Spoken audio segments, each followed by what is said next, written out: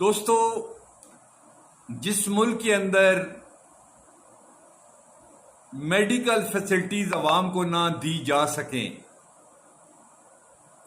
آج اسلام آباد راولپنڈی کے اندر مکمل طور پہ شوگر کی انسولین کو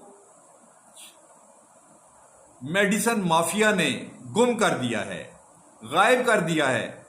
کسی بھی میڈیکل سٹور سے انسولین، میکسٹراڈ، پینفل کوئی بھی نہیں مل رہی۔ مریض دھکے کھا رہے ہیں۔ چند ایسے میڈیکل سٹور ہیں جہاں 500 روپے کی انسولین جو ہے 2500 روپے کی دی جا رہی ہے۔ مریض کیا کریں؟ مریضوں نے اپنی زندگی تو بچانی ہے۔ اس ملک کا کیا ہوگا؟ ہمارے ملک کا کیا ہوگا؟ افسوس ان لوگوں کے اوپر، ان کو کوئی گرپ کرنے والا نہیں ہے۔ کہاں ڈالر نیچے لے کے آ رہے ہو؟ مریضوں کے لیے تو